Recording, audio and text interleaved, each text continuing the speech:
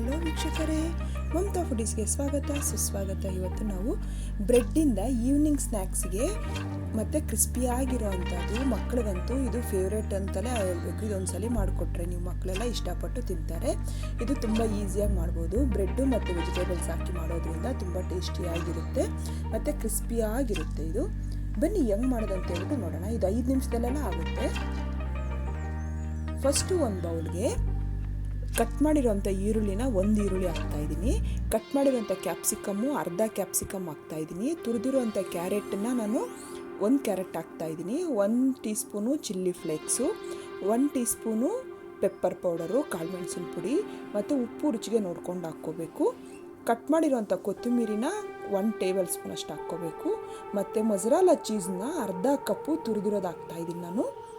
ನೀವು ಚೀಸ್ ಇಲ್ಲ ಅಂದರೆ ಅದನ್ನು ಸ್ಕಿಪ್ ಮಾಡ್ಕೋಬೋದು. ಈಗ ಹಾಕ್ಬಿಟ್ಟು ಎಲ್ಲ ಚೆನ್ನಾಗಿ ಮಿಕ್ಸ್ ಮಾಡಿಕೊಂಡು ಮಿಕ್ಸ್ ಮಾಡಿ ಇದನ್ನೊಂದು ಸೈಡ್ಗೆ ಇಟ್ಕೊಂಡು ಮಿಲ್ಕ್ ಬ್ರೆಡ್ ತೊಗೋಬೇಕು. ಇಲ್ಲ ಬ್ರೌನ್ ಬ್ರೆಡ್ ಆದರೂ ಯೂಸ್ ಮಾಡ್ಕೋಬೋದು. ನಾನು ಮಾಮೂಲಿ ಬೇಕರಿಯಲ್ಲಿ ಸಿಗುತ್ತಲ್ಲ ಅದೇ ಬ್ರೆಡ್ ತೊಗೊಂಡಿದ್ದೀನಿ. ಅದಕ್ಕೆ ಎಡ್ಜಸ್ ಎಲ್ಲ ನೀಟಾಗಿ ಕಟ್ ಮಾಡ್ಕೊಬಿಡ್ಬೇಕು. ನಾನು ಇದೇ ಥರನೇ ಎಲ್ಲ ಸ್ಲೈಸಸ್ಗೂ ಇದೇ ಎಡ್ಜಸ್ ಎಲ್ಲ ಕಟ್ ಮಾಡಿದ್ದೀನಿ. ಎಡ್ಜಸ್ ಎಲ್ಲ ಕಟ್ ಮಾಡ್ಕೊಂಡಿದ್ದೀವಲ್ವ, ಆ ಬ್ರೌನ್ ಮತ್ತು ಇನ್ನೊಂದೆರಡು ಅದಕ್ಕೆ ಅದ್ರ ಜೊತೆಗೆ 2 ಬ್ರೆಡ್ ಸ್ಲೈಸಸ್ ತೊಗೊಂಡು ಮಿಕ್ಸಿಯಲ್ಲಿ ಹಾಕ್ಬಿಟ್ಟು 1-2 ರೌಂಡ್ ಹಾಕ್ಕೊಂಡಿದ್ರೆ ಬ್ರೆಡ್ ಕ್ರಮ್ಸು ರೆಡಿ ಆಗುತ್ತೆ. ಈ ಬ್ರೆಡ್ ಕ್ರಮ್ಸು ಕೌಟಿಂಗ್ಗೋಸ್ಕರ ರೆಡಿ ಮಾಡ್ಕೋಬೇಕು. ಈಗ ಬ್ರೆಡ್ ಸ್ಲೈಸಸ್ನ ಟ್ರಯಾಂಗಲ್ ಶೇಪಲ್ಲಿ ಕಟ್ ಮಾಡ್ಕೋಬೇಕು ಈ ಥರ. ಈಗ ಅದಕ್ಕೆ ಒಂದು ಸೈಡು ಗ್ರೀನ್ ಚಟ್ನಿ ಮಾಡೋದು ಹೆಂಗೆ ಅಂತ ಹೇಳ್ಬಿಟ್ಟು ನಾನು ಆಗಲೇ ವಿಡಿಯೋದಲ್ಲಿ ಹಾಕಿದ್ದೀನಿ. ನೀವು ಸ್ಕಿಪ್ ಬೈ ಚಾನ್ಸ್ ನೋಡೋದು ಮಿಸ್ ಮಾಡ್ಕೊಂಡಿದ್ರೆ ಡಿಸ್ಕ್ರಿಪ್ಷನ್ ಬಾಕ್ಸಲ್ಲಿ ಲಿಂಕ್ ಕೊಡ್ತೀನಿ, ಒಂಚೂರು ನೋಡಿ. 3 ಥರದ ಚಟ್ನಿನೂ ಮಾಡೋದು ತೋರಿಸಿದ್ದೀನಿ ನಾನು. ಈಗ ಒಂದು ಸೈಡು ಗ್ರೀನ್ ಚಟ್ನಿ ಹಾಕ್ಕೋಬೇಕು, ಇನ್ನೊಂದು ಸೈಡು ಟೊಮೊಟೊ ಕೆಚಪ್ ಹಾಕ್ಕೋಬೇಕು. ಈ ಥರ ಮಾಡೋದ್ರಿಂದ ಒಳ್ಳೆ ಟೇಸ್ಟಿಯಾಗುತ್ತೆ. 1 ಟೀ ಸ್ಪೂನ್ ಸಾಕಾಗುತ್ತೆ. ಅದು ಗ್ರೀನ್ ಚಟ್ನಿ 1 ಟೀ ಸ್ಪೂನು ಮತ್ತು ಇನ್ನೊಂದು ಸೈಡು ಟೊಮೊಟೊ ಕೆಚಪ್ಪು. ಇವಾಗ ನಾವು ಸ್ಟಫಿಂಗ್ ರೆಡಿ ಮಾಡ್ಕೊಂಡಿದ್ವಲ್ವ, ಸ್ಟಫಿಂಗನ್ನು 1 ಟೀ ಸ್ಪೂನ್ ಹಾಕ್ಕೋಬೇಕು. ಹಾಕ್ಬಿಟ್ಟು ನೀಟಾಗಿ ಅದನ್ನು ಸ್ವಲ್ಪ ಎಲ್ಲ ಬ್ರೆಡ್ ಸ್ಲೈಸಲ್ಲೇ ಆಗುವಷ್ಟು ಹಾಕ್ಬಿಟ್ಟು ಅದನ್ನು ಈ ಥರ ಕ್ಲೋಸ್ ಮಾಡಿ ಎಡ್ಜಸ್ ಎಲ್ಲ ನೀಟಾಗಿ ಕವರ್ ಮಾಡ್ಕೋಬೇಕು. ಆದಷ್ಟು ಈ ಥರ ಪ್ರೆಸ್ ಮಾಡಿಕೊಂಡ್ರೆ ಇದಾಗುತ್ತೆ. ನಾನು ಯಾವುದೇ ನೀರೇನೂ ಹಾಕಿಲ್ಲ. ಅದರಲ್ಲಿ ಇದೆಯಲ್ಲ ಸಾಸಲ್ಲಿ ಮತ್ತು ಟೊಮೊಟೊ ಕೆಚಪ್ಪಲ್ಲಿ ಮತ್ತು ಗ್ರೀನ್ ಚಟ್ನಿಯಲ್ಲಿ ಅದೇ ಒದ್ದಾಂಶನ ಸಾಕಾಗಿದೆ. ಈ ಥರ ಎಲ್ಲ ಸ್ಲೈಸಸ್ಸು ಈ ಥರ ರೆಡಿ ಮಾಡಿ ಒಂದು ಸೈಡ್ಗೆ ಇಟ್ಕೊಂಡು ಈಗ ಒಂದು ಬೌಲಲ್ಲಿ ಕೋಟಿಂಗ್ಗೋಸ್ಕರ 2 ಟೇಬಲ್ ಸ್ಪೂನು ಮೈದಾ ಹಿಟ್ಟು, 2 ಟೇಬಲ್ ಸ್ಪೂನು ಕಾರ್ನ್ಫ್ಲೋರ್ ಹಾಕ್ತಾಯಿದ್ದೀನಿ ನಾನು. ಈಗ ಇದಕ್ಕೆ ಅರ್ಧ ಟೀ ಸ್ಪೂನು ಮೆಣಸಿನ ಪುಡಿ, ಕಾಳು ಮೆಣಸಿನ ಪುಡಿ ಮತ್ತು ಅರ್ಧ ಟೀ ಸ್ಪೂನು ಚಿಲ್ಲಿ ಫ್ಲೇಕ್ಸ್ ಹಾಕ್ತಾಯಿದ್ದೀನಿ.